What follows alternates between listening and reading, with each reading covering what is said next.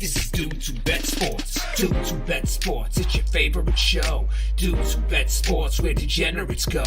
DWBS Sports, time to change your approach with Aaron Halterman and his father, the coach. Let's ride. Well, the Associated Press is full of shit. What is up, everybody? Welcome back to the Dudes Who Bet Sports Show for another week. Papa Dude, are you ready to roll? Big weekend for college football. We got some classics, don't we? We do have some classics. And for us personally, it feels like we haven't played in like 2 months. I know it. I was thinking the same thing. It does. It feels like the Texas game was literally 2 months ago. It really does. Yeah. It's almost like, oh yeah, we still have a season. We're only halfway through. Yeah, it was almost like that was our season. So there's no reason to play anymore. It kind of felt like that. It kind of did. You do feel like that, but you won't once it kicks off at 11 a.m. for us, at least on Saturday. You'll be right back into it for sure. All right, let's pull them up. Let's go through them. I think this is going to be, I think it's going to be a good show. And we're going to talk about the biggest game of the week first, because it's the first kickoff of the Saturday, this coming Saturday. Penn State, Ohio State, they're both 6-0. They're both in the top 10.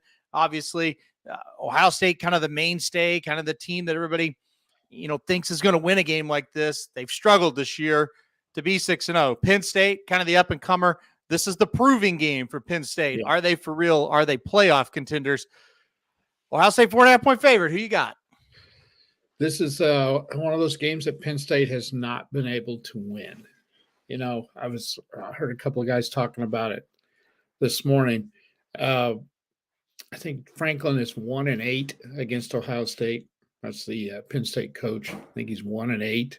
Maybe he's 1-8 against them in Michigan put together. I don't know, but they don't win these games very often. And when you think about Penn State, what has been their problem? What's it been? No, it's easy. Yeah, it's really a quarterback. Yeah, right. Mm-hmm. Ohio State's had a better quarterback. Yep. And Michigan in the last few years has too, and that's been a major difference. Yeah. And we don't know yet about Penn State even this year offensively. Mm. So the line is about probably where most people would put it. I think of all the years, they got a better chance this year than they have, don't you? I just don't know how good Ohio State is. Do you agree with Dennis's comment? He says, my eyes say Penn State, but history says Ohio State. So he's going to go with his eyes in Penn State. Do you agree with that general premise of Penn State passes the eye test better than Ohio State so far? I think so. Yeah. Ohio State, I think, has played a better schedule than Penn State. Yeah, I agree. I don't think Penn State's been tested. Yeah. Therefore, that's why I'm going to go with Ohio State to win. They have been tested. I will read off Penn State. This may be why, and I'm not saying it's fully, but this may be why they passed the eye test. West Virginia, who is having a better season than we thought. They're not great. Delaware, at Illinois, Iowa, at Northwestern, and UMass. That's the 6 games for Penn State. Yeah, and the only team they've played that's any good is Iowa. Exactly. And Iowa's the type of team, if you got a really good defense, you're going to, and they do, and Penn State does, and they just shut them down. Yeah. Now, on the flip side, if you look at Ohio State, Indiana, nothing. Youngstown State, nothing. Western Kentucky, nothing. Notre Dame, that's the best win out of the two teams. That's the best win. Mm-hmm. Maryland and Purdue. They really, Notre Dame's somebody, obviously, but other than that game, they haven't played anybody either. Well, Maryland's decent. So, they're decent, and also Ohio State struggled with Maryland. That's right. So, is it a stigma with Penn State that they can't beat Ohio State? Is that in their heads? Are they destined to just be the third best team in the Big 12 or Big 10 behind them in Michigan? I think it's hard to get to Ohio State and Michigan's level. I do too. I don't really think it's a Penn State problem. I think it's the whole rest of the Big 10 problem. Yeah, that's true. Yeah. When you look at Penn State's schedule, my goodness, they've got at Ohio State, at Maryland, they have Michigan left. If they go run through this, there's no doubt they are the number 1 team in the country, don't you think? I would agree. Yeah. I think whoever comes out of that Big Ten is going to be that. What you just think so too. Yeah. And this is the first one. This is the big one. I want to take Penn State, but I just can't do it. Yeah. I can't do it until I see it proven. Yep. I agree. And, Padlo coming in, it's a 1.5 difference on a neutral field. Seems like they want us to bet Ohio State. I'm going to do it, Padlo. I'm with you. I'm going to take Penn State in the points. Yeah, Similar reasoning. It feels like a little bit too many in this case. I kind of feel like if it's 2.5, I'll go ahead and take Ohio State. I think this is going to be really close. I think it's a field goal game. I think Penn State has the best chance yet to beat them. I do too. And I think the major reason this year is Ohio State offensively is down compared to what they have been. They can't go out there and score 40 points like they have in the past. Yeah. And even, against Maryland, they struggled, and they ran an either interception back or a punt back or something to break that game open. They only scored 31. So that gives Penn State a chance. And I agree with Jason. If they're ever going to beat them, this is the time to do it. Yeah, I was going to ask you that question as well. If you agreed with Jason, I think I agree with Jason as well. And I've had a lot of trouble doing it, but at the end of the day, I put pen to paper on Penn State. I just feel like they're ready to go in there and win. And if they don't win, I feel like they're going to lose a really close game. Yeah. It feels to me a lot like last week with Oregon, Washington. I just felt like Oregon was good enough to go in there and beat them. And if they didn't beat them, it was going to be close. And that's what it was. This feels the same. Maybe Ohio State gets them. Maybe Penn State gets them. I want the plus point. Give me points in this game. Me too. That's why I'm taking Penn State, but it's tough. This is going to be a hell of a game. And I think we're looking 24-21, something like that. You're right. Yeah. I think you're right. I don't think it's going to be that high scoring. And when you look at the over under, you can see that Vegas doesn't think so either. Mm-hmm. Yeah. 45.5. And hey, 45.5, 24-21. That hits, the total they're thinking. Yeah, so that's what they're thinking. Vegas is thinking exactly how you're thinking. Yeah. I don't know how I say that I think if this game becomes a shootout, I think that means Ohio State scoring a lot more than we expect, and I think Ohio State beats them. I really think Penn State needs to play kind of a more close, type of like a more conservative type. I don't want to say conservative, but just a lower scoring game, more of a hard hitting in the trenches type of game. I'll say another thing too. It's hard for me to evaluate Penn State. I've not seen them hardly at all. Well, they're not. I mean, they aren't playing. We watched them play Iowa, right?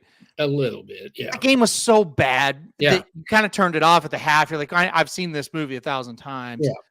Yeah. I don't know how good their young quarterback is. What I'm trying to say, I don't know. I have not, and I don't think they do either. I don't think anybody really knows. I think people either buy into the hype or they think, oh, he's young and we'll see. And I don't think anybody's going to know the answer until this game. I will say this for the Ohio State quarterback, the drive they made against Notre Dame to win the game, he made some plays. Yeah. He made some plays. So I've seen him do it when he had to.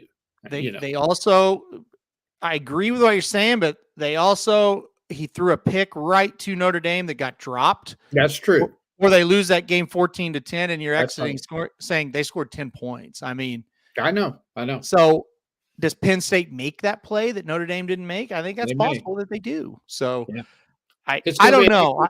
And I wish we could watch it. I do wish we could watch it too. That's a good segue to the next one here. Oklahoma and Central Florida. Oklahoma back on the field. Like I said, it feels like it's been 2 months since we played a game. They host Central Florida. Dylan Gabriel's old school, Jeff Levy's old school. So interesting tidbits there for this. I think from a gambling perspective, Oklahoma's pretty incredible. They're 6-0 against the spread this year. Yes, they are. That kind of tells you they're due to lose a game against the spread because it's really hard to win every week against the spread. They're 18-point favorites. That seems about right. Like I go into this game thinking, oh, you can cover. What about you? Well, I think they can. I'm a little bit worried about them being a little bit rusty. I know it's only been 2 weeks, but I think they could come out a little shaky. New found dominance sort of thing, like, hey, look at us, we're ranked 6th now. Yeah. Could be a little bit of a problem. Central Florida worries me because they're getting their quarterback back. Yep. He's been out. They don't know how healthy he is. He had a knee problem, and a lot of his strength is running the ball. So, how healthy is he? Is he ready to go? We know they're innovative on offense, and we know they're going to move the ball probably. They've not been able to stop anybody. So that's the key. I'm looking for OU to struggle just a little bit like they did against Iowa State. I think it could be that similar a game. The Oklahoma media is trying to make a big deal out of Levy. Has a grudge because he thought he was going to get the Central Florida job after Heupel left. And they're trying to blow this up as he's mad at Central Florida. I don't know what the heck. Well, there's Pedlo saying the same thing. Yeah. I think Central Florida took a good look at Levy and said, we ain't hiring him. But anyway, that's just my opinion. Anyway, you can hire Levy over Malzahn or whatever his name. I don't know. Not high on him either. Anyway, getting back to this, I think it's going to be close. I don't know if OU covers. I don't know. I'm a little shaky on this one. I could see this one being 42-24, which would be a push. Yeah. Maybe cover late. I think they're going to struggle a little bit in this game.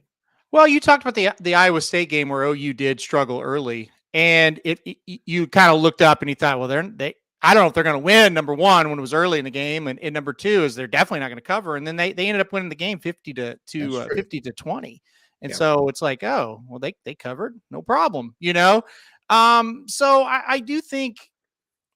Honestly, I think when all is said and done on this season, if the season goes how we're kind of in the direction we're going, let's call it, I think you're going to look at that Iowa State game as the day where OU kind of offensively kind of woke up from whatever slumber they had been in to start the season. It just felt like Gabriel kind of took control a little bit. It kind of made it his position finally, and he scored 50 on Iowa State. Then you watch Iowa State the next few weeks, and it's like, damn, that was pretty impressive. You got a horrible defense in Central Florida. I think if the OU offense does what they've been doing, I kind of think OU is going to cover. So I'm going to take OU minus the 18. I think they'll give up some points, but I think they're going to score. I think it'll be something like 52-20. Let's just say that. Oh, I hope so.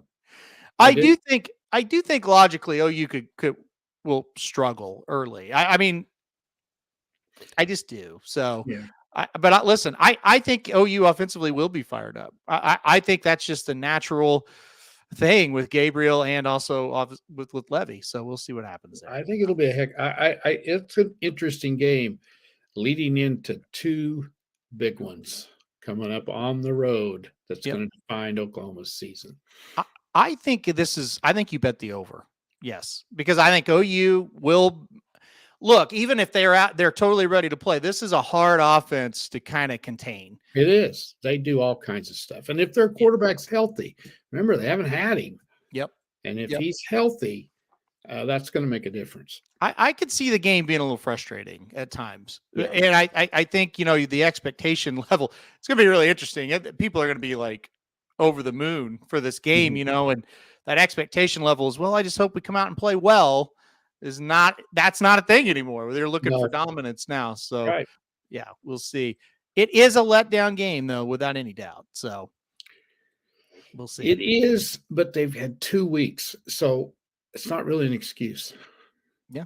If they had to play last week, that would have been, and I guarantee you, if they let down, it's not because of the coaches. They've done everything they possibly can do to get this team ready. And honestly, this is why, this was kind of the selling point on Venables when he was hired way back.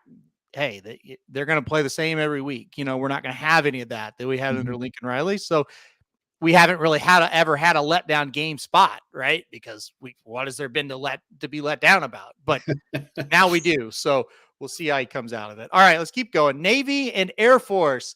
That's right. Air Force is ranked. They're 6-0, 10.5-point favorites on the road against Navy. Always a fun game when the academy schools go at it. Who do you like in this one? Yes, and it's always a close game. normal. Yep. Last, I think it was Sunday, we did the 11 undefeated teams and got into it just a little bit.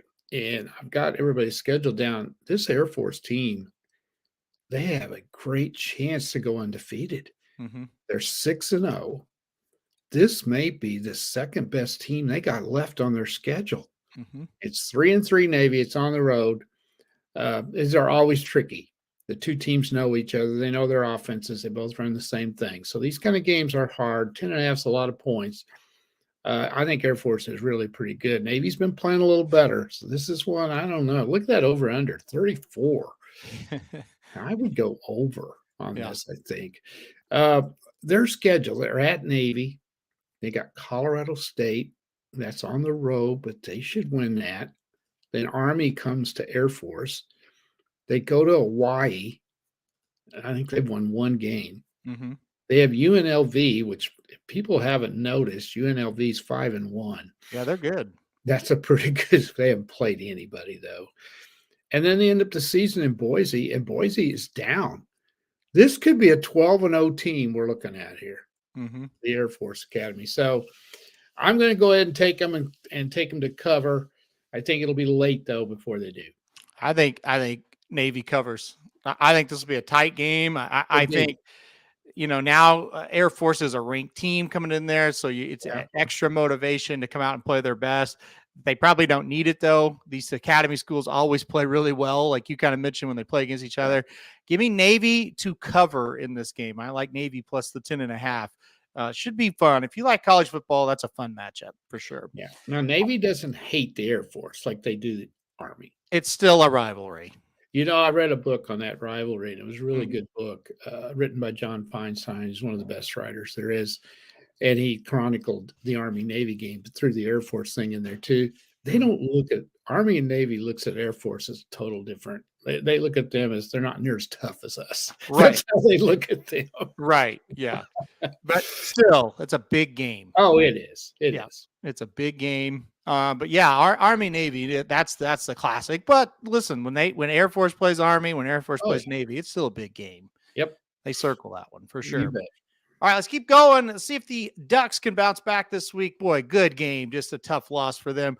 Washington State at Oregon. Oregon, a 20-point favorite. Washington State got waxed at home against Arizona. What are they right now? Can they come back and make a game of this one this week? You got that right. What are they? Yeah. 44-6 on your home field? Yep.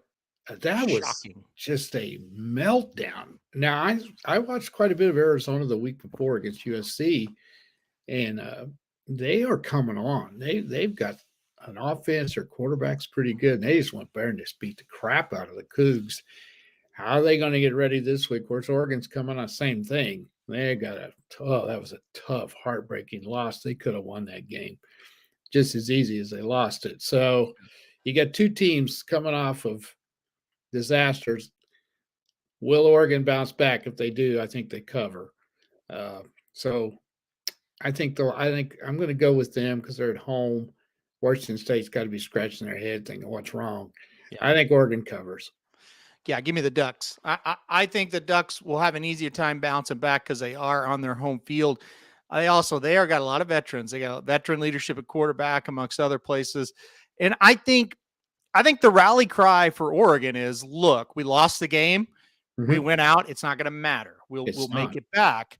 Where with Washington State, what do you really say? Right? It's just like, yeah, we were terrible. We don't have a conference to go to next year. All of our goals of winning the Pac-12 or anything like that are gone. I don't know if they had those goals, but it's really no rallying cry. So I think Oregon will be the team that bounces back fast. Yeah, because Oregon is definitely in the playoff hunt if they win out.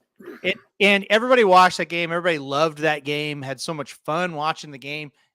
Yeah, exactly. Like people are going to be quick to jump back on that Oregon bandwagon without any doubt. So, all right. This one I think is extremely interesting. Tennessee and Alabama this week. Both teams have one loss. Alabama at home here, a 9.5-point favorite. Last year it was one of the best games of the year. Tennessee was able to pull off the upset against Alabama. Tennessee doesn't look quite as good. Neither does Alabama this year. What's going to happen in this one? What was the score last year? Like 45-14 38 or It something was a like lot to that. a lot. I cannot remember It exactly. was something like that. They just went up and down the field on each other. I don't see that happening this year. I watched a lot of the Tennessee game last week because that was one of my best bets, and I don't see much of an offense with Tennessee. I don't And think they're very good. they're tougher on defense than they've been. Yeah. And they won that game over A&M because of their defense. And couldn't say that last year. Alabama is the same way. Yeah. They're not very good offensively, and Arkansas gave them all they wanted. I can't bet against Alabama, but I can bet against the points. I think this game's going to be closer than 9.5. So I'm going to take Alabama to win, but I'll take the points with Tennessee. Yeah, I'm going to stay away from this. This is a real tough one. Jason says he likes the Vols and the points here. Thinks Bama will squeak out another 3-point win. And yeah, obviously Shoddy still very mad at the loss last week. Look, Alabama was getting ready to kind of just put them away. Oh yeah. I mean, it looked like it was over. And then all of a sudden Arkansas's got a chance to win the game, and they kind of just did Arkansas things and didn't. Mm-hmm. But I don't know if they were kind of maybe they were looking past them or what, but gosh, there was just times in that game. It's like, this Alabama team's not any good. And honestly, if Arkansas doesn't just play horrific defense in the first half, and sometimes you get beat on a play and hey, you're out there one-on-one and a guy's just better than you, beat you. Arkansas's like, they throw the ball and nobody's even around the guy. Like that happened like 2 or 3 times where it's like, they're just blowing assignments. If Tennessee can come play sound football, I think they'll cover this. So I'm going to go Tennessee plus the 9.5 as well. I don't think either team's that good. No. For their, well, especially for Alabama standards. However, whoever wins this game, you're looking up and it's past the midpoint in the season and they only have 1 loss. That's so right. This is, Alabama, I just don't think they're going to lose this game. I was not impressed with Tennessee's quarterback at all in that Texas A&M game. And I just think you better have some sort of a quarterback if you're going to beat Alabama. Yep. I think you got to. Yep. I don't think they do have enough. And the key with Alabama, as far as Tennessee goes, you can't let them break a long one. Yep. Make them drive the ball. Yep. I think this could be a 20-17 type of game. I really do. I think so too. And I think you're right. I think the key is, hey, is that defense going to be good enough? That's the key to the game. And for Tennessee, are they for real? Are they just like, well, they played A&M, they suck. You know what I mean? Like, yeah, they look great last week, but it's A&M. I don't know. And I think with Alabama, it seems to me when I watch Alabama, they're deadly going deep. Like they throw the deep ball pretty darn well. Mm-hmm. To me, if you can cover the deep ball and like you just said, make them drive it, I think you'll stop them. I do too. So I don't know. Can't give up that long pass. Can't do it. You got to cover it. Kevin B is late to the party. We did talk about Penn State right off the bat. He is the Penn State homer. James Franklin has covered 12 straight games. They're plus 4.5. So that kind of tells you, hey, are they due to not cover or will he do it again? So we'll see. KJ deserves better, Shoddy says. Talking about KJ Jefferson. I totally agree. And a lot of the Arkansas fans hate him. And it's like, he is like, if you have 100 problems, he's 99 or 100. I mean, there's so many problems on that team. The quarterback always gets the blame. Yeah. Always. Yeah. No matter what. And the play calling, I watched quite a bit of that game last week. It's weird. Some of the calls they make are kind of strange with him. Some of the, I don't know. It's sketchy what they're trying to do with him. Yep.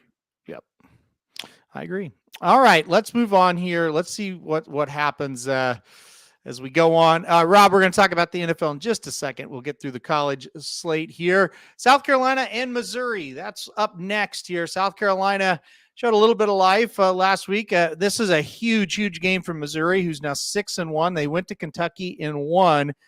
Missouri minus 7.5. This feels like a game Missouri loses, but will they?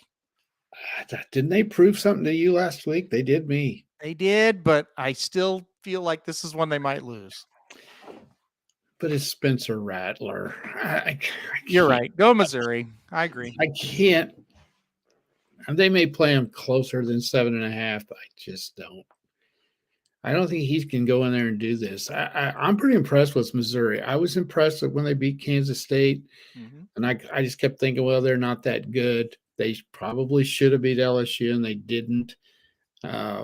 And then come back against Kentucky after the LSU game and thumped them, got behind, and then thumped them pretty convincingly. I don't think Kentucky's very good, but still, South Carolina isn't either. If they were playing somebody a little bit better, I could take them, but I just don't. And Carolina's got some problems too. They're bitching about the coach and stuff down there as well. So last year he was the greatest coach that ever was, and now they're all over him. So I like Missouri to cover. I'm going Tigers. I'll go with Missouri as well.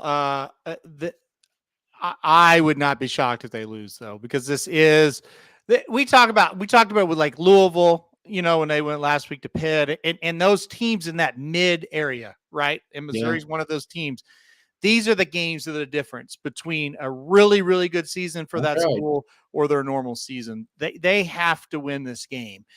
This is the first game you look at it and go, you have to win. You have to win. Like the pressure is on you. You should win. You're at home. You got to win to keep this season going. That's when teams crumble at times like Missouri. Yeah. I'm with you, though. Spencer Rattler sucks. He's always sucked. South Carolina's not very good. Yeah.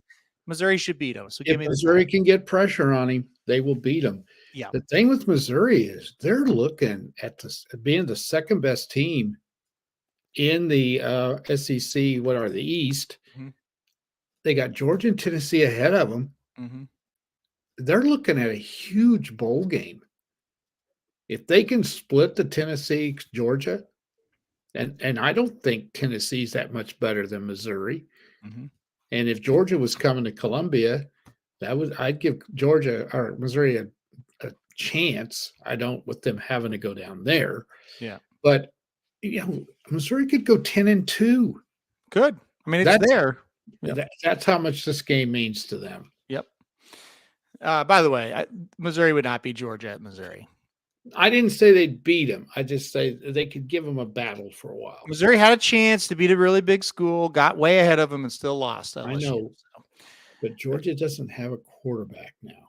No. Let's not forget that. That's true. All right. North Texas, and that is very true. That's something we'll talk about next week when Georgia's back. We'll move on this week, though. North Texas at Tulane. Tulane's a 20-point favorite here against the Mean Green. I thought Tulane was really impressive against Memphis. I mean, when it comes to the smaller schools, they're the best, in my opinion. What do you think about this? 20 points, so that's a lot. That's a lot of points. And I think that Memphis game's a bit of a rivalry for Tulane. I mean, that seemed like it was. Yep. Watching that game, both those teams went at it pretty good. They could be a little down. North Texas can score some. 20's a lot. I think if they do cover it, it's going to be late. Yep. So I'm going to go ahead and take Tulane to cover, but it's going to be late before they do. Yep. Give me Tulane as well. And I think they cover it as well. Kevin says North Texas is not the same old North Texas of the last 3 or 4 years. Hate the new coaching staff. We said it when it happened. They fired Seth Luttrell. Just horrific decision. Make no sense. Horrible decision. North Texas was awful, and he went down there, and they were very good for their level. They were respectable, and then they fired. I couldn't believe that. I think they went to a bowl game almost every year he was there. Yeah, I mean, and they were good. Just horrible decision. Yeah. But all right, let's move on. Minnesota, and by the way, he's saying James Madison better than Tulane. I'd take Tulane. That's just me. You love James Madison, though. I know that. I do, but Tulane, I think they're a little better than James Madison. That'd be a hell of a game, though. That'd be a great game. I'd love to watch it for sure. Minnesota at Iowa. Iowa, 3.5-point favorite here as they try to have the improbable. They got a great shot to go 11-1 to be But this is a team they've struggled with over the years. Minnesota comes into Iowa. Nice 2:30 afternoon nap time for a lot of people if you want to turn this on. Iowa minus 3.5. What do you think? Look at that over under And 31 Mark just and a half. chimed in and says, look at this. 31 and a folks, 31 and a half is the total for this game. I posed this question to you. We've been talking about this all year. The contract of their offensive coordinator is they have to average 25 points a game. Yeah. Offensively. I don't know what it is, but I don't think it's anywhere close to 25. So what if they run the table? They go 11-1. They win that side of the conference, which they will. Then they go play Michigan or Penn State or Ohio State, get beat by 40, which they will. They go 11-2. Are you going to fire the offensive coordinator because he didn't get to 25? How can you do that? How could you possibly do that? I mean, can I answer it? Yeah, you can answer it. You watch this. This is a first of all, they're not going 11-1. They're going to lose a couple of these games.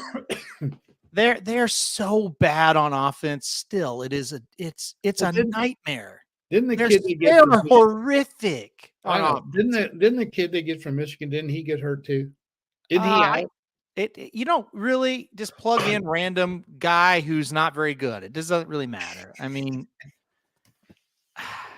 I don't know. I mean, when you sit and you analyze Iowa every year, and you look at the end of the season, how many games they've won over the years, in the last 23 years, however long Ferenc has been there, it's incredible. It is. I agree with that. Win. I agree with that.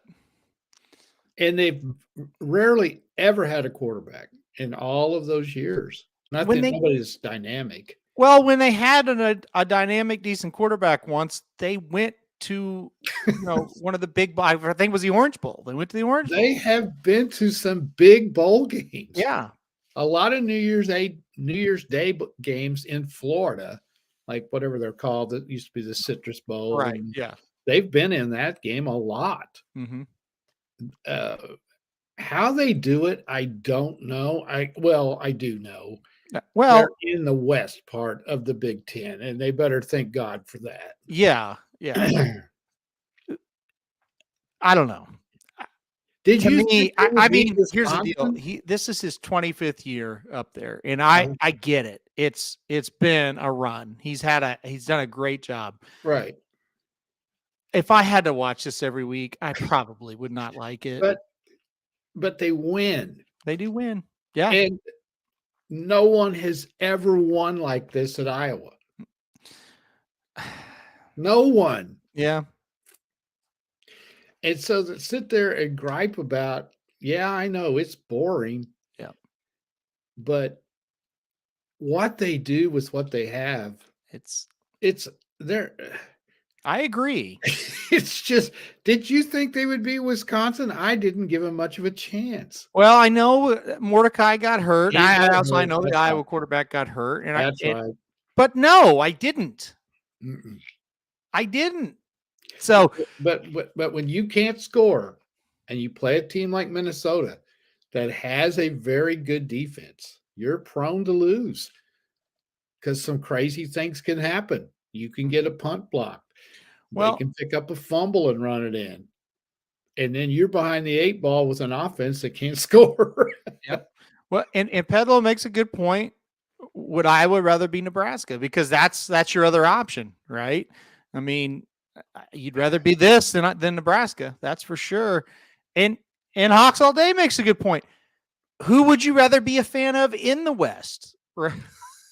I mean, Iowa's the number one team in the West. Wisconsin's been better the last few years. Has Wisconsin really been better the last few years? Or do you think that because they're Wisconsin?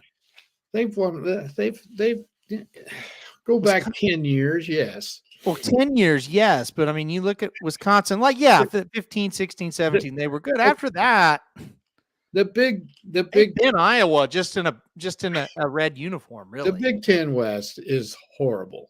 Yeah. There's no question about it. Yeah. And I guess they probably have won more games than anybody else in the last 10 years in the Big Ten West. Wisconsin probably has more than them because of those years about 7, 8 years ago back. Yeah. But yeah. So yeah, they are fortunate that they're in the Big Ten West. Yeah. Okay, so they did go to the Rose Bowl in the past 10 years. They've been to the Rose Bowl. They've been to the Orange Bowl. I mean, they've been everywhere. They have. And you want to fire this coach? I mean, and you got. Listen, I think he's a great coach. He's a great coach. I do. I absolutely do. But I don't know why they can't get a quarterback. You would think they could find somebody. Yeah. Somewhere. They have a tremendous fan base. Yeah. That place is packed every game. Hawkeyes, they love their sports. They're like Iowa State. For sure. Man, those people in Iowa, they support those teams. Yep. I would say Iowa City is probably a pretty cool place. I've never been there. But they just don't have any recruiting base whatsoever. Mm-hmm. And for instance, doesn't get the credit he deserves. This guy is a great coach.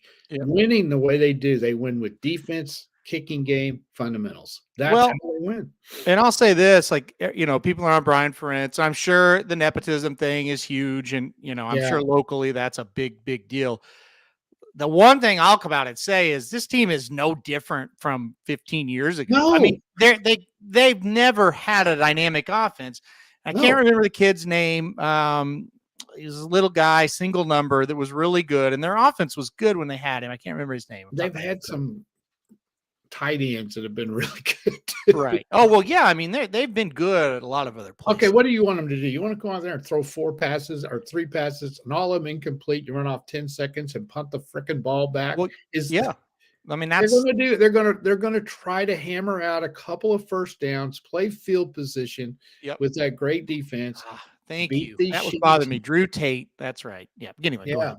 Yeah. So and then beat these teams that are just like they are by out coaching them, out fundamental them, and just doing the right things. But of their schedule that they have left, I think the toughest game is at Nebraska. Which is saying something. I mean, it's here. Tell you what, let's pull it up since we're stuck on Iowa football. But I love Iowa football. Joy. Well, I don't. Joy for me. Minnesota, Northwestern, Rutgers, Illinois. 4 straight, all 4 games at home. Yes. I mean, you got to win all those games and then, say, at Nebraska. So they have a damn good chance to go 11-1. They great. I mean, Northwestern, Rutgers, Illinois. But again, here's what's going to happen. But they can lose any of them. They will lose one of these games. They will. Because you're going to get in a game where you're not quite as sharp and you don't have anything to overcome your issues that you're having. You don't have a quarterback or any offense at all that can go out and make a couple big plays and get you right back in it. I hope. I pray this happens. They go 11-1. They average 21 points a game. And they got to make a decision whether they fire the offensive coordinator or not. I know. Yeah. I don't know.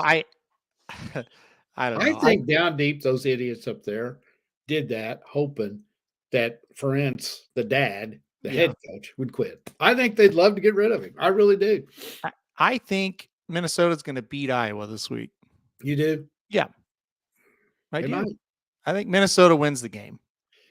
12 After all this talk, I think Minnesota's going to go in there and beat them.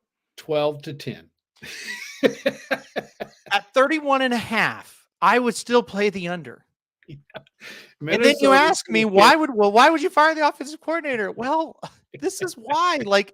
And if they had, who said it? Who said it up here? Hold on. Hawks, you said it. If they had an offense that was decent, they could get in that conversation. But they're not going to be. Because they literally can't score when they play Penn State, Ohio State, Michigan. We're not talking about they score 14, 21 points. We're talking they can't get 1 point when they play a team like that. Where are they going to get the players? That's what I want to know. Well, I don't know. Please. I don't know. No. Iowa high school, I don't. Kevin, have you watched Iowa? Are they not gross? They're two gross teams. I How just about they're feel like 6-1? I know. Hey, hopefully they win. So, all right. Okay. I just took Minnesota just to kind of balance this conversation. This would be the game that Iowa would lose. Yes, I agree. They're going to lose one of them. Maybe it's not this week. I tell you what, I'll split the difference. Minnesota plus 3.5, not Minnesota outright. Okay, then we could all be right. Iowa's great and Minnesota covers. So, all right, let's move on. Speaking of a team that we all love, how about the Texas Longhorns? They're back in action this week, coming off of a loss in the Cotton Bowl down in Dallas to Oklahoma, but they get Houston this week. They're on the road. They're 23.5-point favorites. Who you got in this one? How about Houston last week? What a win for them. Pulling huge that win out against West Virginia. Yep, Yeah. huge win. Oh, I don't know. This one, Texas plays. They ought to just beat the snot out of them. Mm-hmm. But I don't know whether they're. Here's the thing with Texas. I think they're very, very good. I do. Mm-hmm. I'm not sure about their quarterback. I think he's okay. If you can get any pressure on him, I don't think he's that good. I think they got athletes all over the field. I've not seen Houston much at all. They'll be ready to play. 23.5 is a bunch. I'm going to take Houston and the points. I think what OU did was hey, front four, it's you. We got to drop guys back in coverage. These guys are too good. We can't cover them. And OU's front four, at least for 2.5, 3 quarters, they were able to get to the quarterback. And like you said, made life difficult on him. You saw it, though, even in the OU game. When OU didn't get to him, they picked them apart. Right. I don't see how Houston's getting to this guy. So I think Ewers has a big day. I think Texas rolls in this one. I think they'll bounce back. Texas, same as Oregon.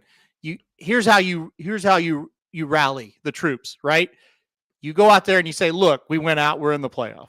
Oh, easy. Okay, we're back to being focused. Even though we lost, we're right back to being focused. You know, one thing about Texas, I know in the years when Mac Brown was there and OU humiliated him a couple times. The next week, and every once in a while, they had a really tough game. The next week, after getting beat 63-14, they came back and won. Mm-hmm. They do. They bounced back. They've had a couple of weeks. They did not play a bad game. They just came up short. Yep. And, I still think they're very, very good. I really don't want to play them again. And Mark's teams played Texas as well, and he sees the same thing. Your front four has to be really good. Oh, they do. If you start sending people, they're going to burn you. Yeah. You got to be really good on the front four. You got to be able to handle their offensive line, and you got to be able to cover just well enough, right? So that is the key. None of these things Houston's going to be able to do. Spoiler alert. That is not happening this week with the Cougs. So give me Texas big. Speaking of Mac Brown, what a job he's doing there at North Carolina. I was pretty skeptical that he would be able to do much there. He's been very good. And this year they're up to number 10. They're 6-0. They got Virginia, 23.5-point favorites. What do you got? Can he coach? He can coach, can't he? I've been really, really impressed. This has been maybe his most impressive because Texas hadn't been worth a shit since he left. Not consistently. This year is the best they've been. That's right. Since he left. And what have they gone through? 3 or 4 coaches since him? Yes. And this is number 3. So he was at North Carolina before he went to Texas. Mm-hmm. And he had like 2 or 3 10-win seasons at North Carolina. Then he went to Texas. And then he retired. And then they asked him to come back to North Carolina when they were horrible. Yep. And look what they've done. Oh, and he was, by that time, like, Mac Brown kind of got ran out of Texas. He did get run out. He was kind of just a forgotten guy. And yeah, listen, Mac Brown's not a guy I was real fond of when he was at Texas. That's just natural. I'm never going to be. But God damn, like, give him his props. He's done a hell of a job. He can recruit. He can coach. He can organize. He's always got a quarterback. And by the way, Texas doesn't that's been their problem until the last couple of years. They didn't have a quarterback. Mm-hmm. Mac Brown always had a quarterback that was pretty good. Yep. And that's the whole key. So yeah, easy. If they don't let down, they should cover this one pretty. I think that line again. I don't think they're getting enough respect. And Kevin, I'm going to jump in on a couple of your comments here because I think this is the definition of a really good college coach. He says, I think Mac recruits really, really well. And I think that's obvious. The track record is there. And then he says less of an X's and O guy, but gets good coordinators. Again, I think the head coach has got to get the players. He's got to recruit well. Yep. You better have the whole team's respect, whether you're an X and O guy or not. Where you say something, they're going to listen to you. I think he has that. And yeah, maybe he's not like this genius on the X's and O's, but if he knows that and he gets good coordinators, that doesn't really matter. Doesn't matter. I think that's the definition of how this guy is a Hall of Fame coach. I mean, I can't say enough good things about him, and it's not a guy I've ever really been fond of. But what he's done here has been incredible. Even the mild successes they've had before this season been really good. Like he got that program back to where it's a tough to beat North Carolina again. It is. And that hadn't happened since he left. He left. And that's the proof right there. Right. Yes. And guess what? He used to be an offensive coordinator, so he does know X's and O's. He may not be the defensive guy, but he knows offense. Yeah. And it's proof. You look at the quarterbacks this guy's been able to get. And listen, okay, you're at Texas and you had that great run of quarterbacks. He comes to North Carolina, like I said, they're not very good. These quarterbacks have been great that they've had, including Drake May, who they've got now, he's excellent. He's a good quarterback. So you got to give him a ton of credit. Again, and they're looking at 8-0, 9-0, and they got a 3-game season because they got Virginia at Georgia Tech, Campbell. That'll be a toughie. Yeah. And they got Duke, but Duke's at Chapel Hill. That'll be tough, though. Mm-hmm. And they got to go to Clemson. And they got to go to North Carolina State, which is a big rivalry.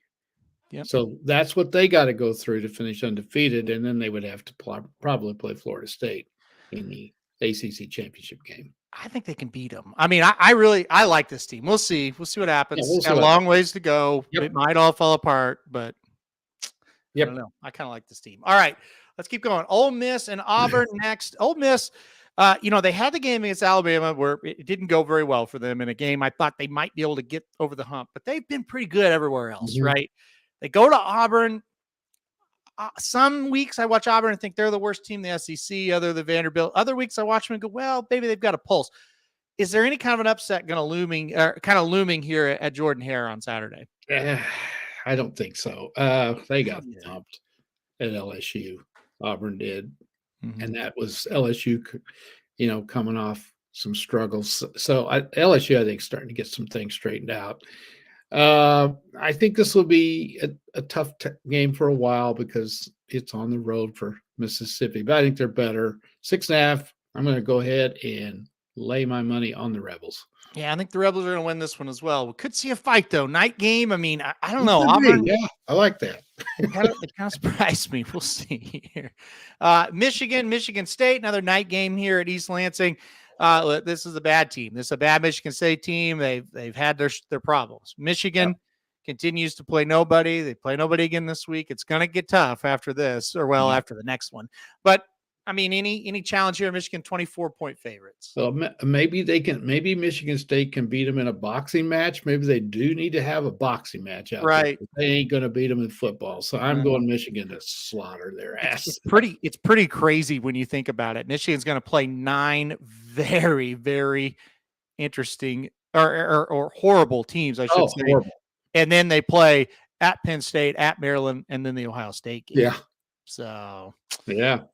I think Michigan, I would have wanted to have at least one test in there, but they really haven't. You'd love to, if you're Michigan, you'd love to have that Maryland game before the Big Two. Yes. Even though Maryland's not great, it's still somebody. That's right. All right, let's keep going here. Duke and Florida State. Florida State, 14.5-point favorites here at home against Duke. Duke's been good. I mean, they've been solid. Yeah.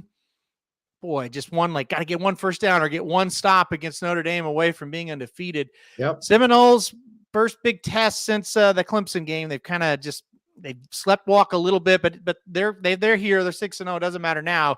How are they going to do against Duke on Saturday night? This is kind of a big line, I think. I think Duke's pretty good. Yeah. I do. Got to go to Tallahassee, though. You know the Seminoles are ready for them. This could easily be 2 6-0 teams going at one another. I'm going to take Florida State to cover it late. I think it's going to go one way or another on the cover, right?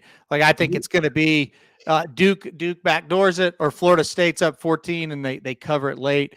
I think Florida State. I'm going to go Florida State, but that's an interesting game. We'll see where Duke's at. I still am not, and maybe I should be, but I'm not totally sold on Duke. But I'm not totally sold on Florida State either. I'm not really either. I hate to say it, but I don't know. I'm with you on that one. They should have lost at Clemson. They should have lost at Clemson. Their win against LSU, I don't think it looks quite as good as it did when it happened. No.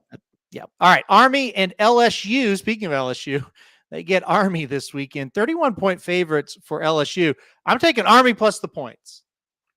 Well, I am too, because I've seen what Army does to teams, Yeah, I think they'll keep it close. If they can hammer out, and here's the deal, LSU does not have a very good defense. Yeah. So what Army tries to do is run clock. We saw them do it against OU and almost beat them against the same type of team. Oklahoma had no defense. Yep. Had to beat them in overtime. I think that Army team was a lot better. They were. And that's the difference. But 31's a lot. It's all going to depend on if they can control the ball. Yep. If they can, I think they can keep that under 31. If not, they may get blown out of Baton Rouge. So I don't know. I'll take Army. I think they'll definitely I think they'll definitely keep it close. I just, you look at this LSU team, everybody's been able to keep it close. Now they won't be able to stop them, but I don't have a lot of confidence LSU will stop their offense. So. No, I think they can control the ball. Yeah. All right, let's keep it going. Utah and USC. First of all, Utah quarterback Cam Rising. It sounds to me like medical redshirt is what's going to happen with him. He is not going to be back. I mean, unless it's some kind of really shocking development. That definitely sounds like we can close the door on that. USC 7-point favorite trying to bounce back. Who you got? Well, is this not kind of the same type of game as we had last week? Just one difference, they're at home. Yes. You have a team in Utah that physically will knock the crap out of you and hit you right in the mouth and aren't afraid of anybody. But they don't have the quarterback Notre Dame had, even though he really didn't do anything to win the game for Notre Dame. I didn't think he wasn't that much of a factor in the game. I was seeing some stats in that game. Aaron, I don't know if you've seen them. Notre Dame only had over like 250 yards of offense. Yep. So USC beat USC when you get right down to it. Oh, 100%. Yeah. All the turnovers, the kickoff return, just all that stuff. I think they're going to win. I'm going to pick them because I don't think they can play any worse than they did. And Utah just hasn't shown enough offense. How are they? I mean, I know USC's bad on defense, but their defense did not beat them in that Notre Dame game. Right. Caleb Williams cannot play as bad. I just am having a hard time picking Utah to win. However, 7 points, I don't think they should be favored by 7. This is a tough game to figure, don't you think? It is. It's a tough game because it's like, can Utah move the ball enough? And I don't know the answer to that. I think USC is going to bounce back. I think they're going to win this one. I would take the 7 because I feel like Utah wins a close one or USC wins by like 20. Because my fear, well, not my fear, but my thought is Utah's not going to be good enough to move the ball. I don't enough. think so either. Yeah. Because I don't think USC's problem is their rush defense. Mm-mm. And I think that Utah's going to have to run the ball consistently. And you said it. USC beat themselves. They did. They were awful. 4 turnovers and a kick return for a touchdown. Yeah, and that's like a turnover in itself. And yeah, right.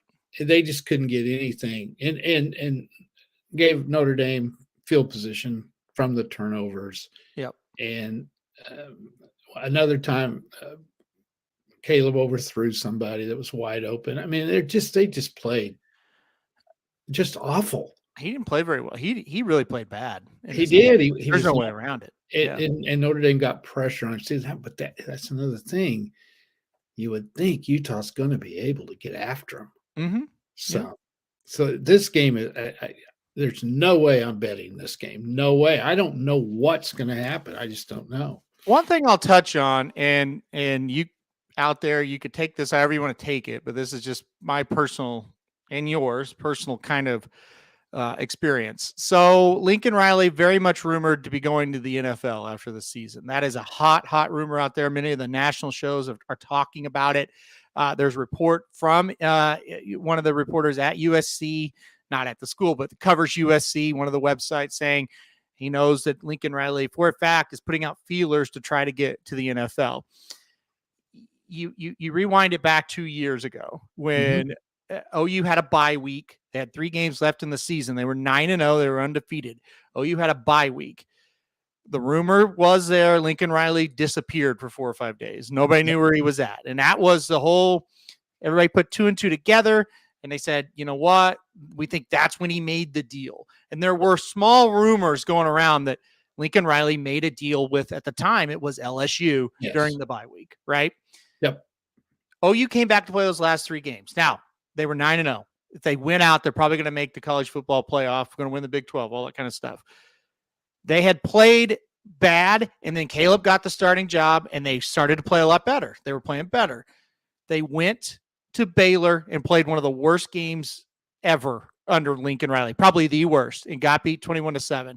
They came home and played an Iowa State team that wasn't very good. It was one of the worst football games I've ever sat through. It was awful. OU won. Then they went to Oklahoma State. They got beat. They played better. They got beat. My point is, if he again has one foot out the door, does that explain just inexplicably how bad Caleb Williams was last week? Is this thing, hey, we both have one foot out the door, let's just get this over with and go on? Could that be what's happening? That's a good point. Yeah. It's a good point. It feels the way they looked kind of disinterested, kind of like they didn't care, just like, let's get this over with. It reminded me of those 2 games, Iowa State and Baylor, where we kind of looked at each other, talking about you and I, and we said, what is wrong with them? They look sick almost. That's what that last game reminded me. Anyway, go ahead. It's a possibility. I think it's the rumors, or I don't know, it's fact that Caleb Williams going around telling people, whoever drafts me, I want part ownership of the team. Right. Yeah. That's total BS. Total BS. We've seen this from the Williams camp, whether it be him or the people around him. OU made a lucrative offer to keep Caleb Williams. Yes. It was a better offer than anything OU's ever offered anybody. They literally just laughed in their face. And they did. And that's a fact. That's not us making stuff up. That happened. They're telling what he's making out there. Right. So there is a precedent set already. Yeah. But yeah. So is this causing a divide within the team? You have to ask yourself, maybe. As Lincoln went on with OU, the team did seem to get more and more divided. Yeah. And is it already happening here? I don't know. Here's what I know. That was USC's been bad this year at times, right? Most of the year. That was a different level of bad. That was awful. That was horrible. That was just a beat down. You didn't show up. They weren't ready to play. No, you got socked in the mouth and you couldn't respond. And you just kept making mistakes. And you see what happens when your best player just plays bad. You don't have anybody that can take up the slack. And you can say that about a lot of teams, but I don't know. I don't know. This game's gonna tell a lot about USC. Now I have seen some interviews with Lincoln this week, and he's been pretty defiant, and said, hey, we're not that far away. Yeah. And we're going to, he acts like he's totally invested Yep. in the season. I have noticed that this Yep. week from Yep. him. So we'll see. I don't know. To me, this is a rally the troops game. They're at home. They're against a team that doesn't Yep. really have very good offense. USC more than capable of winning, right? I mean, Oh yeah, they're not. I mean, they're favorites for a reason. If they win and they win impressively, I will start to think that okay, he's kind of got the troops rallied. Yeah. If they lose this game, I think he's out. Like, I mean, meaning I think he's leaving. I think the season's going to go. I think south. they have major issues. Yes, if they don't. If they lose this game, I got to go with the. I think USC bounces back. I think at home, I think they bounce back. So I do too. But logic tells you, how that team we saw last week. I don't know. They're going to have to do a lot of bouncing in the right direction. Well, I'm just going to say this: it's a situation. Keep your eye on it because it feels an awful lot how it felt back in 2021. It did. It does. To be honest, I didn't feel it at the time. We did talk about, man, something's wrong with this team. They're just not very good, or I don't know what. There's no chemistry, whatever. I didn't see it coming that he was going to leave. That totally blindsided me. However, now that I know it and I see the signs again, I'm telling you, there's something to it. So, yeah. All right, let's go back to Arizona and Arizona State at Washington. Washington, 26.5-point favorite here. Washington, man, they're building on something. What do you, I mean, it should be an easy win here, right? Should be. It would be a little shaky if they had to go there, but it's at home. So I think they cover easy. Yeah, I agree. I think Washington easily wins this one as well. UCLA at Stanford. UCLA 17-point favorite here. Stanford, they're looking for 2 in a row. A little bit tougher challenge this week. Well, the key to them is to get behind by 29 right. at the half and then come out and play great second half. Mm-hmm. 17, UCLA, I don't know how good they are either. They didn't play very well at Oregon State. Oregon State's pretty good. Mm-hmm. They should cover. They're 17 better than Stanford. Okay, so Gabe, he says, LOL is such a hurt OU fan saying he's out. Riley's making far too much money to kick the can at first sign of adversity. Well, I heard Dan Patrick talk about it for like 15 minutes. I don't think he's an OU fan. I heard Bruce Feldman talk about it, college football reporter on the Rich Eisen show. I don't think either one of those guys are OU fans. No. The USC media people that are reporting it, I sure as hell know they're not OU fans. Mm-mm. You didn't hear me say it the first 6 weeks of the season, but when you look at how the team played, and you looked how they played after he had already made the decision to leave Oklahoma in the middle of the season for USC, and then all these guys are talking about it, what am I supposed to say?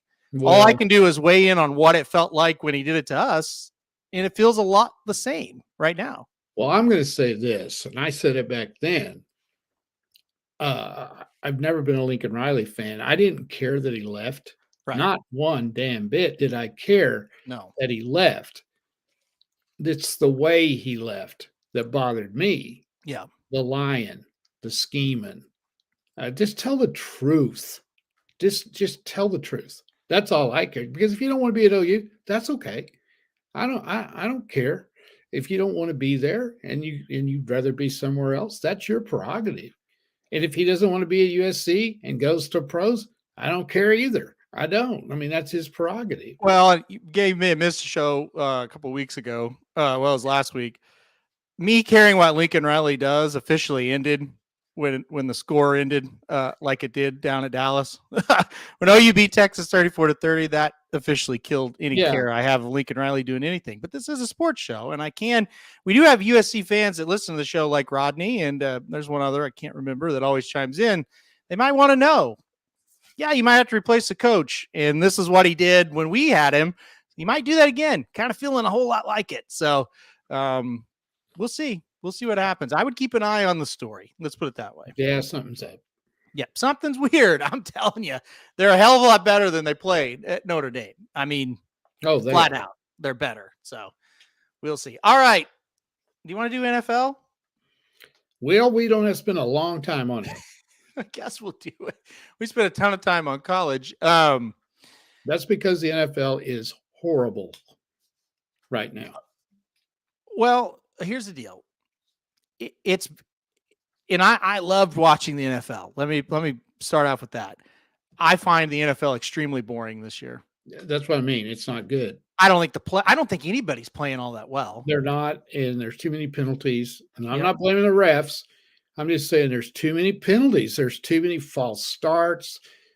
There's no continuity on offense. It's just not very good right now. It's been brutal watching some of these Yeah. games. You think about, okay, I'm gonna watch the Jets and the Bills the other night.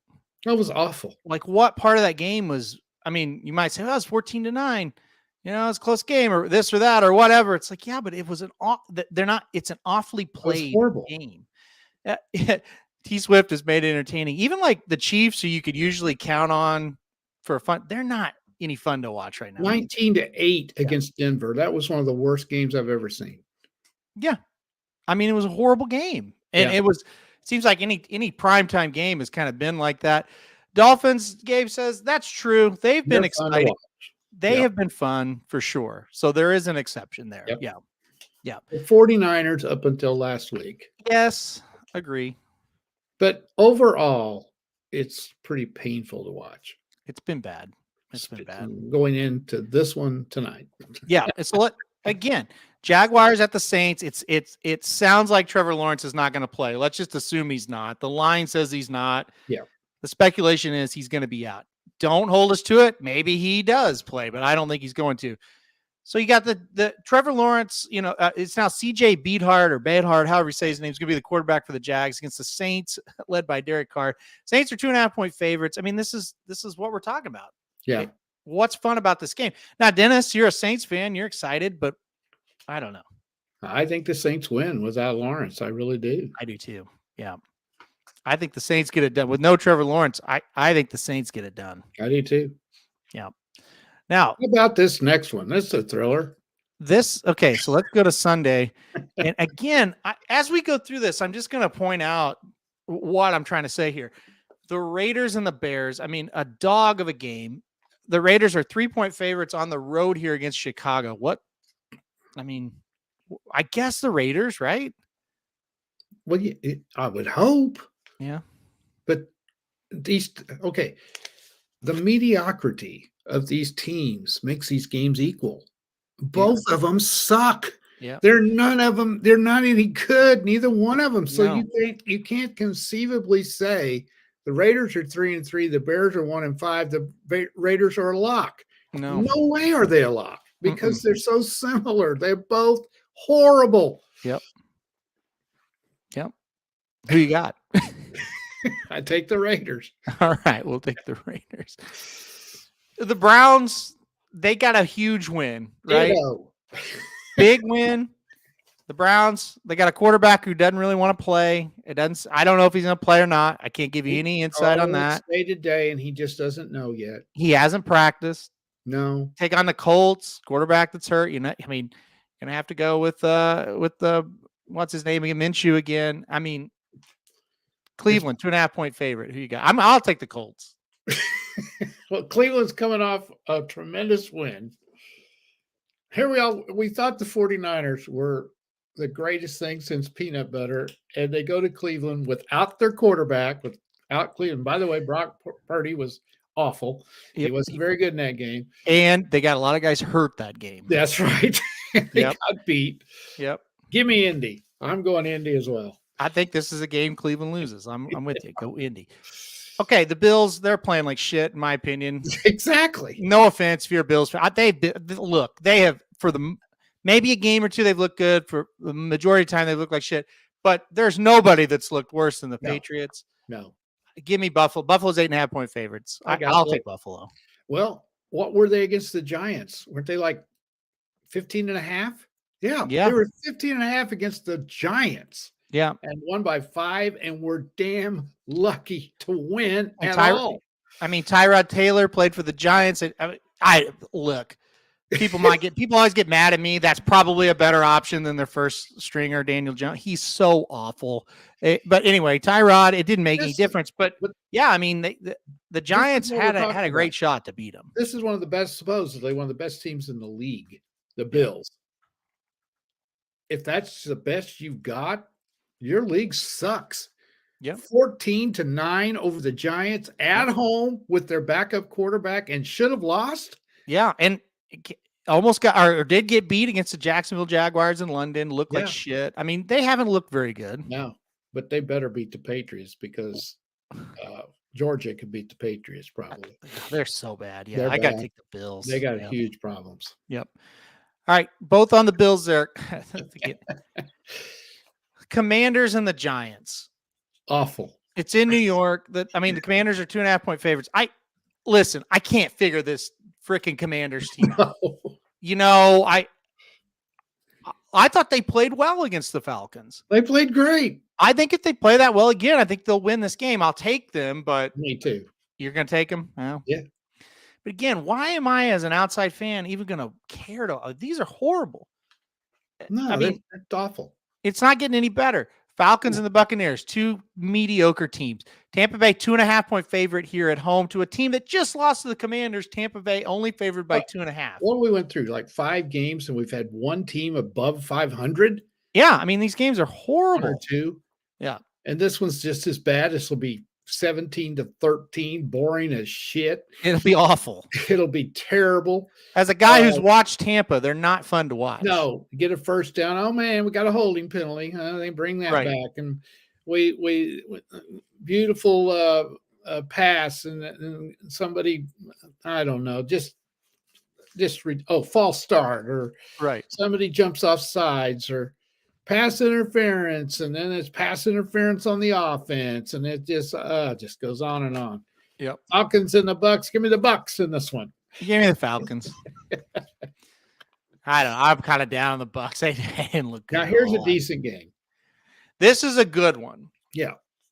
So this is the only game in the noon window to watch. The Lions and the Ravens.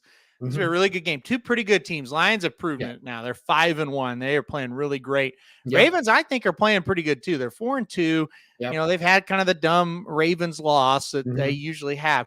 Ravens 3-point favorites here against the Lions. Who you got? This is another prove it for me game for the Lions. I think it's a prove it game for both teams. I do too, but I'm more for because I know what Baltimore is. Agreed. I know what they are. Yeah. They're 10-7, 11-6 at best. Yep. 9-8 at worst. The Lions have a chance because they're in a terrible division. Yep. They have a chance to be really special. So this is a really big one for me. I think they're better than the Ravens. Give me the Lions. Lions. I think the Lions are better. I said it last week, and it kind of came to be true. The Lions front 7, it's really good. Yeah, it is. And I think they'll be able to control the running game for Baltimore. And I think they'll be able to get after Lamar enough. And again, you look at the Lions offense, it's pretty darn good. They're good. They're solid. Give me the Lions. I think they're going to go to Baltimore and beat them. So I'm with you. Outright, Lions win. Steelers and the Rams. This is a decent game. I mean, it's a helmet game. The Rams are 3-point favorites here. I don't think the Steelers are very good, but here they sit at 3-2. You could probably say the same about the Rams. I don't think they're good, but they're 3-3. Who you got here? This is mediocre against mediocre plus, right? I agree, and I think the plus is the Rams. I do too. So I'll go with the Rams and the home field. Well, no, Pittsburgh will have the home field. I'll say this: 1,000% will be a home field for the Steelers. Right. Yeah, I mean 1,000%. But the Rams are used to it, so I'm going to go Rams. All right, let's keep going here. We've got the Cardinals and the Seahawks, a match made in heaven here. Yeah. Cardinals are trying; they're just horrible. Yeah. Seahawks, they got to win. Seahawks got to win this game. They got to win. I don't know if they'll win by 8 though. Yep. I think they will. Give me the Seahawks. All right. I agree with you, but I'll be surprised. I won't be surprised if it's close. One of the worst franchises in the country right now, no matter the sport, that's the Denver Broncos. They're a joke once again this season, 1-5. You thought it couldn't get worse last year? Oh, it's way worse this year. They host the Packers, who are also awful and have no quarterback. This is going to be a horrific game. Green Bay's a 1-point favorite. That's right. Denver's so bad. Yeah. But Green Bay's only favored by 1, which tells you how bad. You talk about who you got? you talk about a helmet game. Green Bay and Denver, that's a helmet game. They're 3-8 between them. They are absolutely unwatchable. They're awful. Neither one of them. Green Bay, 1 point. This is unreal. I'll go. Who even cares? I'm going to take the Broncos. I'll take Denver as well. God, how gross is that? Oh, it's awful. I think Jordan Love's awful. I do too. I don't understand why people forget in the season like, I think Jordan Love will be pretty good. It's like, if you watch that guy when he got in, he was awful. Yeah, they're not good. I don't know. All right, let's keep going. The games. Okay, now this is an interesting game because it's the Chargers, and they're always interesting, entertaining, not good. Kansas City, 5.5-point favorites at home against the Chargers. Who you got? I got so mad at them the other night. Okay, listen, you bet the Chargers. I know. So that's your own fault. You I agree. Better. They should have won that game 100 times. Now, my buddy and I were talking about this. He's kind of a Chiefs fan. And he's scared to death of the Chargers. And he made a very good point. He goes, they'll play a great game. You watch. They will come in there and play a great game. And he said, we'll win. But we're going to play really good to beat them. And I totally agree with him. I think they will play well. Yeah. Is it just me, or have the Chargers wasted Justin Herbert, and he's just turning into an average quarterback now? Because I think he is so frustrated with losing that he's lost some confidence. I thought he was terrible the other night. I think he's gone down a notch because they're so bad, and that franchise is a joke. And again, but then you look at the Chiefs. Are they not the worst 5-1 team? I mean, they've not been impressive, and they've played nobody. Yeah, that's the thing. They haven't played anybody. Well, and the one time they played a good team, they got beat. That's right. This is probably the second best team they've played when you get right down to it. Yeah, they haven't really played any. Well, now they played Jacksonville. That's probably their best win. So they should cover. They're better than they are. The Chargers are just, I don't know how they can keep from slugging each other. You know? I'd get so mad at it. There's so much talent on that field for them to be 2-3. I'm going to go the Chiefs to cover. Chiefs for me. And I think what's happening to Herbert, he's getting beat down. Like he's taking a lot of hits. He's getting beat down. And I think players realize when the coaches suck. And I think that's a lot of it. It's awful. It reminds me of Nick Chubb with the Browns. It's just like, God, he doesn't waste his career there. And that's right. You feel like Herbert's going to do the same. Now, maybe he'll do a Matthew Stafford type thing later in the in his career and go somewhere else. Yeah. I mean, that's what you got to root for. So, because it's not happening with that situation currently. That much I know for sure. Give me the Chiefs. I'm not betting the Chargers. That's crazy. All right, let's go on. Dolphins and the Eagles. This is a good game. Now, this is good. We've shit on a lot of these games. This is a fantastic game. Yep. Eagles coming off a loss. Dolphins pretty prolific offensively. Philadelphia 2.5-point favorite here against Miami. Who you got? The Eagles played awful. I don't know if they played awful, but they dropped passes. My gosh. Hurts got mad after the game. I see where he called them out. Yep. 2.5-point favorites. The Dolphins flunked their big test when they went to Buffalo. They got thumped. Not sold on them yet. I will be if they beat the Eagles. They ain't going to. Give me the Eagles to beat the Dolphins. I could see this one going either way. I took the Eagles as well. I would not be surprised if the Dolphins beat them. The Eagles, I think, will bounce back. I think that was a good wake-up call for them. I think they're going to bounce back. I think they're going to play better. So, yeah, I will take the Eagles as well in this one. Let's keep it going. Last one on Monday Night Football, the 49ers and the Vikings. 49ers 7-point favorites here on the road against the Vikings. Who you got? Don't like the line real well. The Vikings, I think, is a little better than people think. Monday Night Football in Minnesota. 49ers are going to win. I'm going to take the Vikings +7. All right, you're going with the Vikings +7.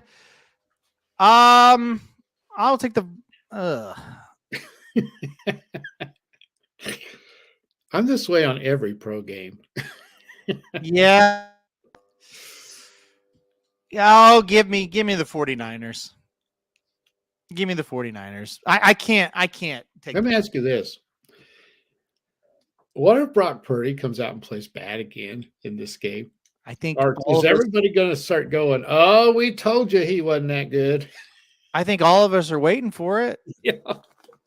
I think all of us are sitting, all of us, okay, I'll back up. All of us that actually pay attention to football are like, this can't continue, but then we look stupid week after week after week. But I don't think he's any good still. I'm still not sold. So what I'm saying is, if they lose again, okay, yeah, it's 2 in a row, and I say he doesn't play very well. He misses some receivers and things like he did in Cleveland. They're going to suddenly be 5-2. This was the team that was unbeatable after 5 games. You know, they were way above everybody else rating wise. You know, everybody had them as the best team. What's going to happen if they lose 2 in a row and he doesn't play very well? I think we'll be on the show next week previewing whoever they're playing, and we'll be like, well, he's not any good. We told you guys he's not any good. I mean, that's just – and look, I think part of it is, hey, those good players got hurt. CMC got hurt. Debo got hurt. Debo did get hurt, and that makes a big difference, yes. But I think that's a lot of it. I'm not downplaying that at all, but – overall, he just didn't, you know, there were other issues. Like he just didn't look very good. Of course, they didn't really protect him that well either in that game. They just got beat. They got hammered around. He did. Hammered him. Yeah. Yeah. And they weren't ready to play. Those guys went up there and they got hurt. And it's the Browns, and they probably thought, we'll still beat them. And they were coming off the Dallas game. Honestly, they should have. They missed a field goal, or they would have beat them. That's right. Like so. They were coming off that Dallas game where everybody said they were superstars.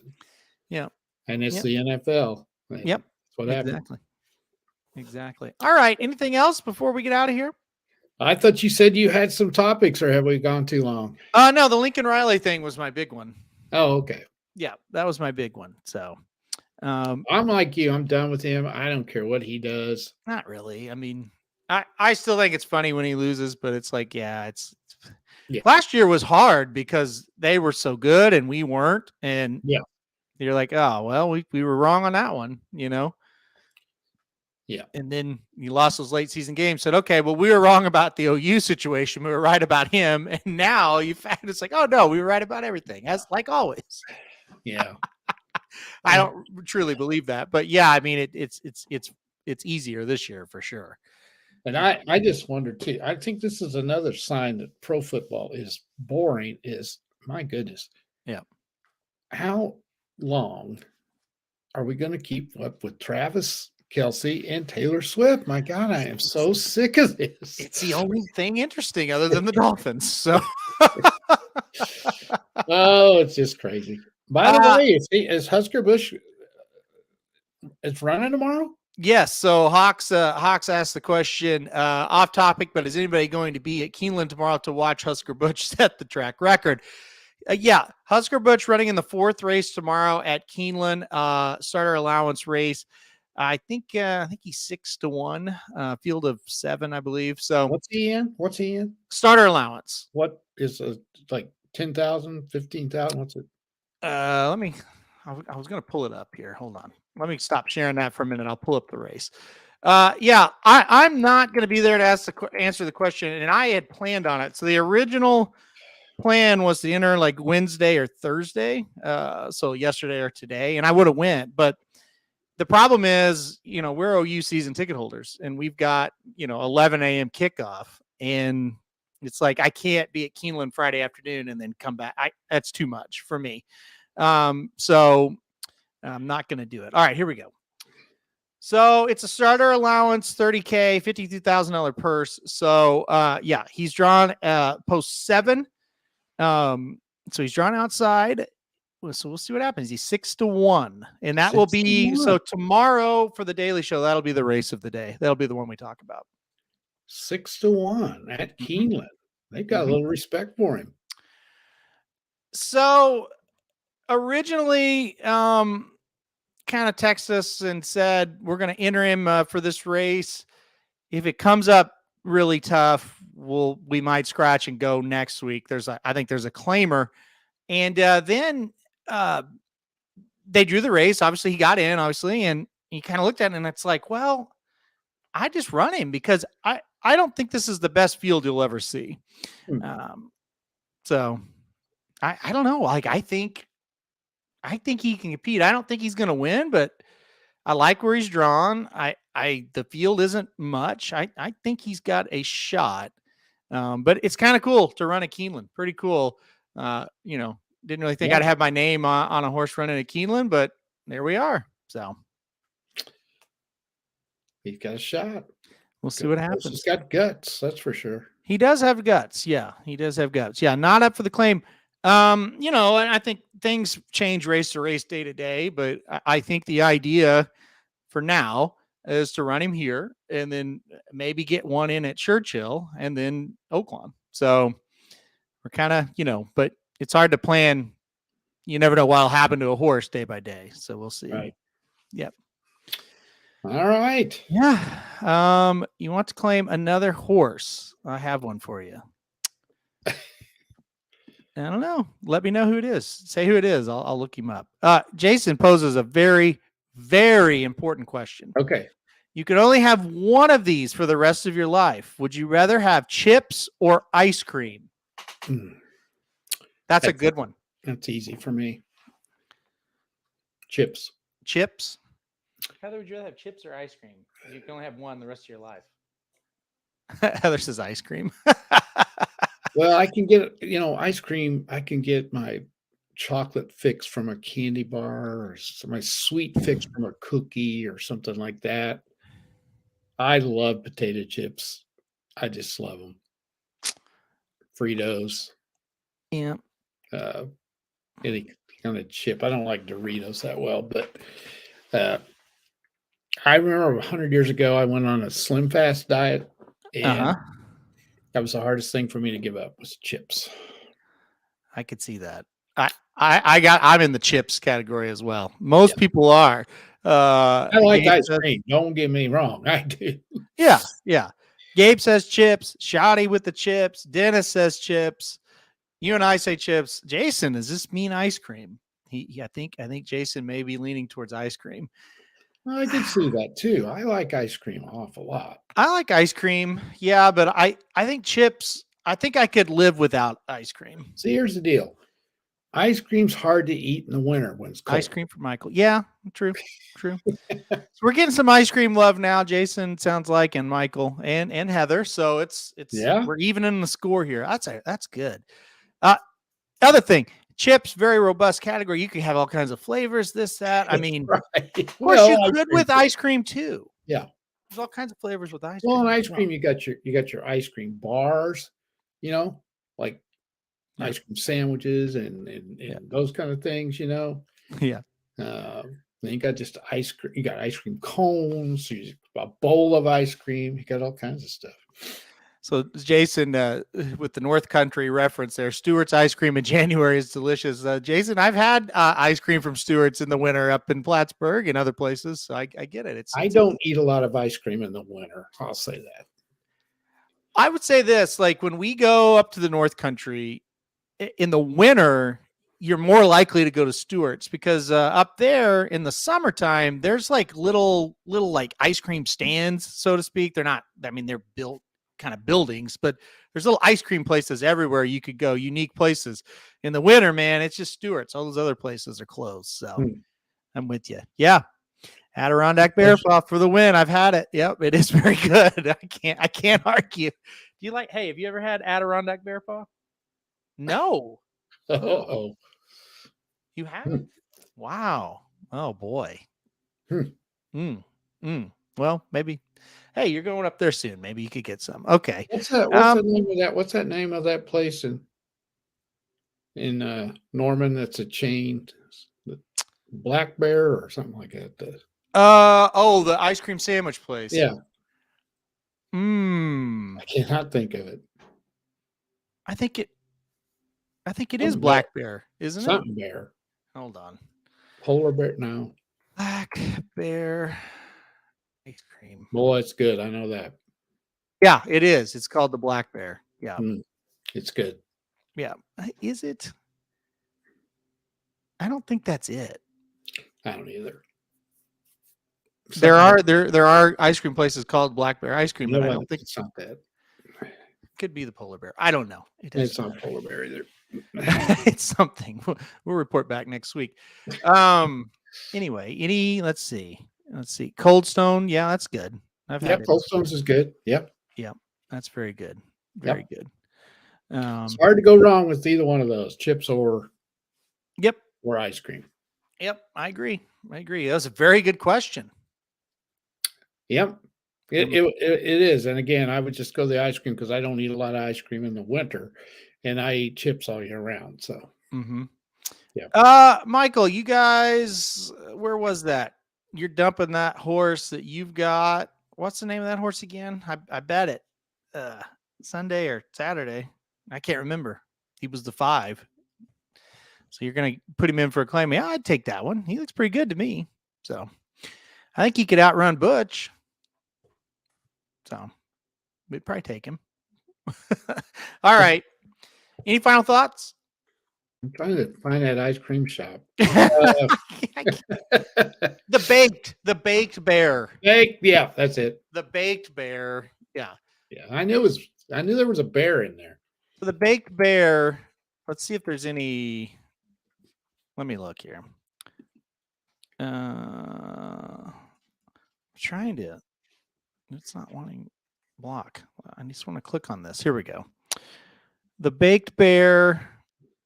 I'm trying to see where they're at. I don't know, but anyway, it's an ice cream. It's ice cream sandwich, and you could pick any ice cream and any kind of cookie. Yeah, it's super good. It's really good. Yeah. They got him at the hockey game in St. Louis. Yeah, they got him in St. Louis. I never knew that until the last hockey game I went to. I saw it. So, location. Oh gosh, they're everywhere. Alabama, California, Florida, Georgia, Maryland, New Jersey, Oklahoma, South Carolina, Tennessee, and Texas all has them. Okay. So the baked bear, if you ever see one, get it. That's good. Yep, recommend it. All right. Well, we better get off here. Blinkers Off going to come up at 4 p.m. Central, so no Magic Mike today. So that means Blinkers Off is going to take that spot. So Blinkers Off coming on at 4 p.m. Central. It's going to be a good one. We're going to talk all about the Breeders' Cup future wagers. Those are out. You can find them at some books anyway. Some legal, some illegal, but we're going to go through them all, kind of give our thoughts on that. Kind of a schedule of things. This week is just, more of that kind of talk. Next week, the pre-entries come out on Wednesday. So we're going to have a good idea on Wednesday who's running in the races next Wednesday. And then, of course, the next week is the Breeders' Cup. So the lead up is kind of planned out here. It's going to be pretty fun. You're dumping Ever a Rebel. I don't want that one. So anyway, we'll get out. I think I know. Hold on.